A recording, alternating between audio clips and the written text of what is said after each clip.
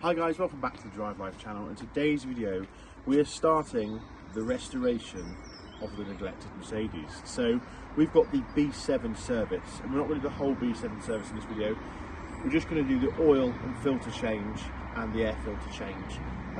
Transmission fluid is going to be done at a separate date. The brake fluid has already been done, so it's a bit of a disjointed B7 service, but it's the OM651 engine. It's dead simple to service yourself. So today we're going to get on it using the oil extractor, and we're going to show how quickly it can be done and hopefully breathe a bit of new life into this car. Okay, so the first thing we need to do is remove the engine cover. You just get a flat bladed screwdriver or a penknife or something and just flip that round, just a little screw here, and then the whole thing lifts up and then forward like so. And then you get to the proper engine. So the only specialist tool that you need that you probably don't have already is this thing here. It's a 14 flute 76mm oil filter housing socket, and that goes on just like that. This is actually the one from the Sprinter van that we've got, so it's ever so slightly bigger. I think the official size for this one is 74.5, but this should do no problem at all anyway, so we'll carry on with that. So we've got the oil and filter to drop, and then we've also got the air filter, which is found underneath this. So we'll be taking, it's funny that you have to unplug the ECU every time you change the air filter. It's just how Mercedes decided to do it. And then we'll have a general check over the car, but otherwise it all seems hunky-dory at the moment. Coolant needs changing as well. It's the most disgusting colour, I'll show you. I've never seen coolant that colour before. It's not got oil in it, it's just very dirty. So we're going to replace that, flush the system. That'll be a future video, because we just don't have time to do it all today, I'm afraid. So first things first, we'll get the oil extractor set up and fed down into the dipstick here.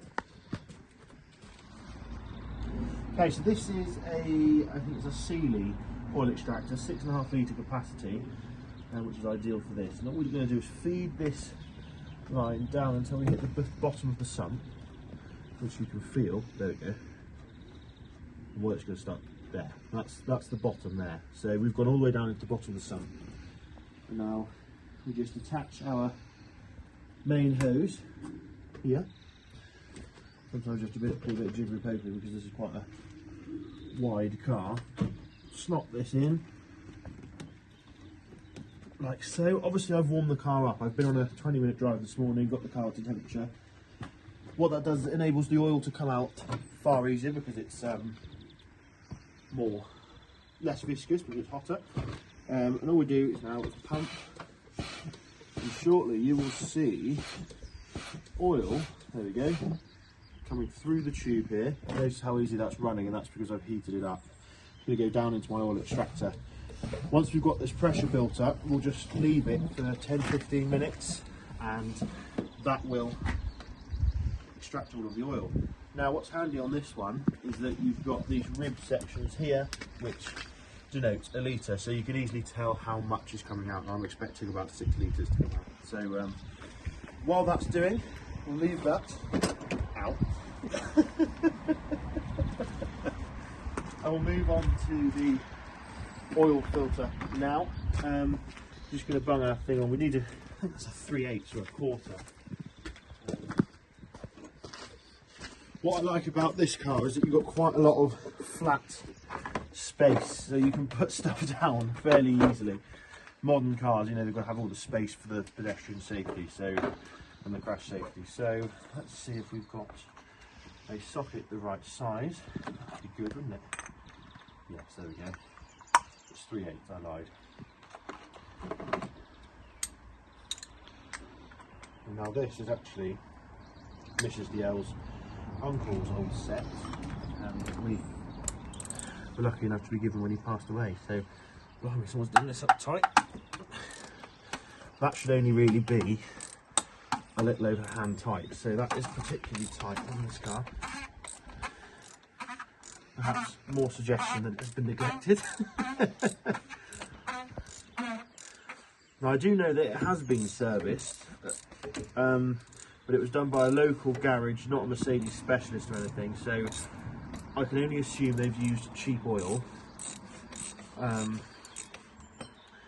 which is what these places tend to do. So that's why today we've actually got Mercedes spec oil from Mercedes themselves. Just wanted to get it good baseline, so we know it's going to be quality stuff. Yeah, so now that we've loosened this off here, we just need to get the oil filter, which I've forgotten to get. Here we go. So got cartridge style oil filter that will slip over the housing, and then we've got 2 O-rings to replace as well, small one and a big one. So what I like to do is catch the dirty oily one here, and then we'll just hold the housing, or the, what would you call that, the spine, I don't know, the oil filter sort of structure. We're just going to pull this off, do a bit of a twist, bit of a pull, there we go, just like that.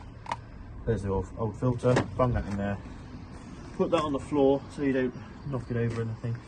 Here we've got our bits and pieces, so we're just dripping oil everywhere. I'm just going to get a rag and then we'll carry on. Okay, so we've got our rag here. I'm just going to place this on. So there's O-ring number 1, little one there. That is one as well. We've got a big one here that needs to come off. So we're just going to use a flathead screwdriver. You can use your fingers if your fingers are that strong. You managed it? No, not quite. Oh wow, okay. That's how long ago they were done. It's just broken up. So that is done, that O-ring. There we go. Just lift it over like so. I haven't seen an O-ring that bad before. And then we've got one here. This one's tend to be much easier to get off. They've got much more stretch in them. So we now have our new O-rings here. Oh, we've forgotten the one in the middle. Silly me. Just picked the new ones up and realised we had 3, and then reminded me. These are always a bit fiddly, and obviously because everything's covered in oil, just makes everything very slippery.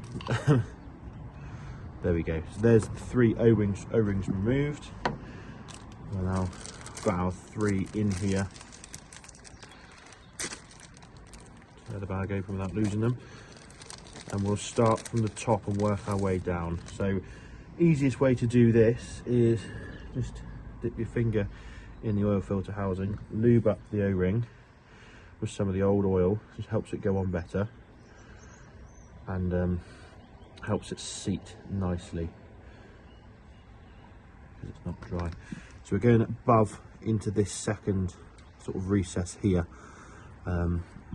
So started off, get it round the first couple of threads like so, and then we'll go almost thread by thread, working its way down. You don't want to make sure it's not too twisted, otherwise it can compromise the seal. There we go. And now just over this next one here into the lower section like so. So that one's nicely on. Move on to our second O-ring, the middle one. Do the same process, slide it on. We need to lube it up with the oil. It's a messy job this, but the trick is with this is if you get oil on your hands is to wipe it off fairly quickly so it doesn't soak into your skin, because then it don't get stains. There we go. So that's the second O-ring, and then we'll go for our bottom O-ring, which is the small one. It seals the chambers. So what happens is there's a chamber here, the oil's sucked up through and then filtered through here, so it's important that you have a good seal on both of these. There we go, like so, and that one's all good. And now the new filter is simple, just slide it on. It's no particular way, I don't think, just a case of sliding it on. Made in Austria, Mercedes part. It should be a little stiff. It should click in like so. There we are. Now I'm not going to tighten that down yet because we've got seal. Otherwise we'll create a vacuum and it'll stop the oil being extracted. So we'll leave that for now. Just remember to do it at the end of the job. So just after we've finished the oil filter, you'll see down here we've got just over 3 litres come out now. So that's halfway there in what, 10 minutes? So I'll do the air filter now, and hopefully by the time I've done that, it will be finished. Old oil filter, old O-rings go in here, and I'll put those in the bin. You can actually recycle these, which is handy. So next thing we need to do is start unplugging a few things around the airbox here. Okay, so we've just hit the 6 litre mark, and the way we know that is that we've just heard air rushing down the pipe. So what I'm going to do is just reapply the pipe, just make sure I'm touching the bottom of the sump. Just going to give it a couple more pumps.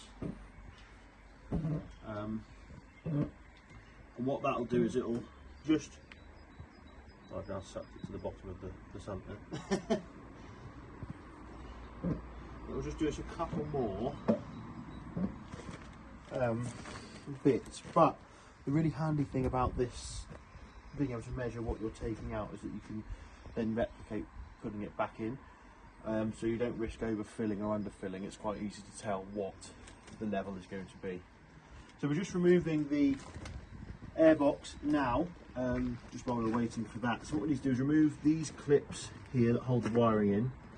Don't need to do anything with the plugs, and then we just undo the screws. So we've got one here, one here, one here, one at the back here, and there's one here as well, just behind the wiring. So by removing this, it enables you to totally get in there. And I think we just do that with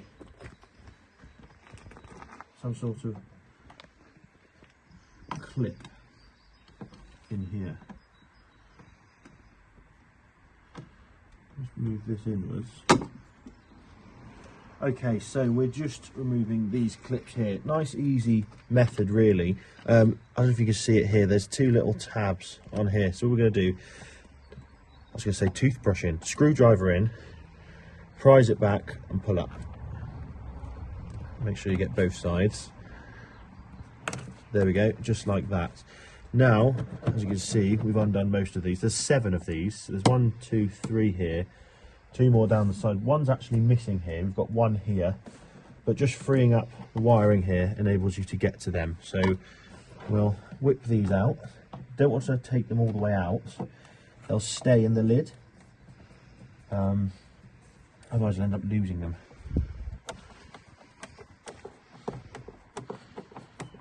Quite well in. And you'll feel when they're ready, because they won't offer much more resistance. One in this back corner here.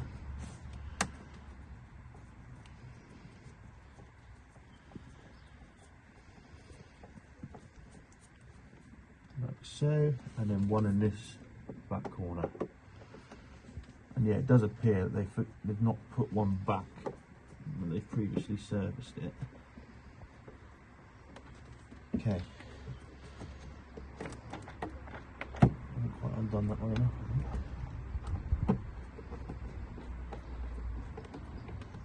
How's that? There we go. So Mercedes have very odd filters, as you can see. This is filthy. Slide it forward, lift it out like so. Just gonna get it in like so. Oh, actually no, I lied. There's this locating bit here. Needs to fit in that way. Slide it back on. That's nicely on, and then you'll notice that screw will now hold the filter in place in there. So clip these back in now. I managed to get the filter seated properly. Nice tight seal. Wiring just clips on like so. He says. There you go. And now finally, what we're going to do is we're going to tighten up the oil filter housing, and then we'll add the oil. So where do I put my spanner? The ratchet. Wherever that's gone. I'll tighten it by hand to start with anyway. There we go. It is. Mrs. Dale's just very kindly pointed it out where it is. She's really the brains of the operation.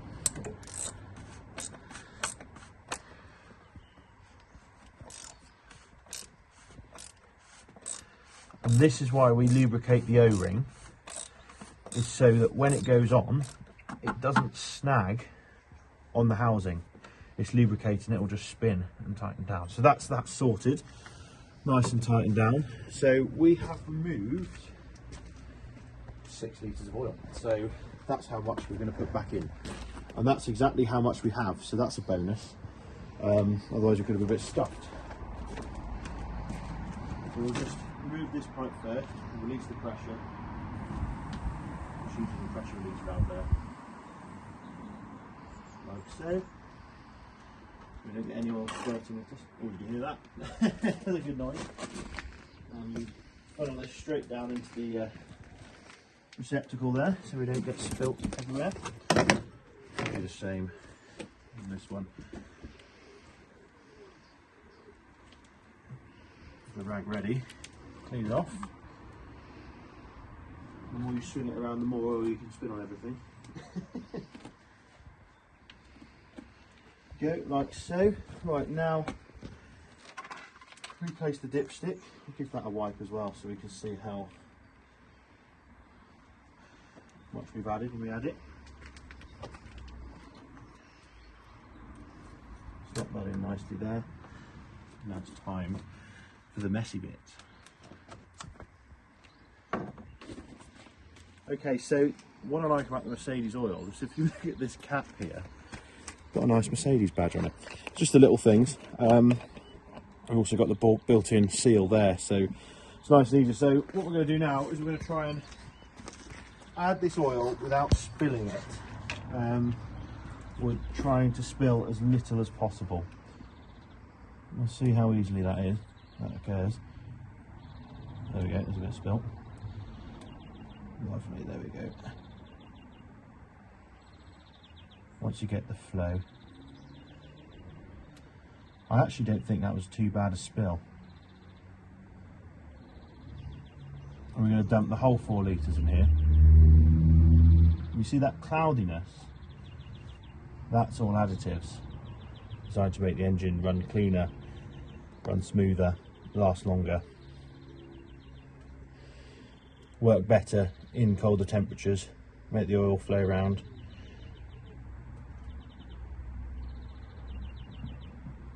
There we go. Just leave that on there a second just to drain in. That's 5 litres actually, so we've got enough. 5 litres in, we'll bring another litre in, and that should be us. We'll take it for a spin, check the level, and we'll be good to go.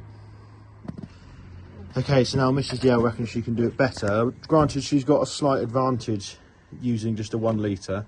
She's giving me a death stare here. I'm probably half the strength of you at least. Is it in this one? Yes, yeah, she's definitely in that hole. Yeah. Oh, okay, you win. Now you may notice that Mrs. DL has particularly tanned hands because we've just got back from holiday and it's the first time she's ever tanned because she's Irish. She normally burns, but she's actually managed to tan this time. So, well, just like that, we'll leave that in there for a second. Just get our money's worth out of the oil. But yeah, that is a complete oil change on Mercedes CLS. This is the 250 CDI, so it's the OM651 engine. Nice and easy. What's it taken us? Probably 40 minutes. And that's with filming. Obviously, if you just did it, it would be quicker again. So, right result, really. The oil and everything came as part of a kit from Edinburgh Mercedes. I had it delivered to us in Herefordshire. £62 for the filter and oil, special offer. So that's fantastic. You couldn't get that oil, you couldn't buy the oil yourself cheaper than that. Genuine Mercedes oil.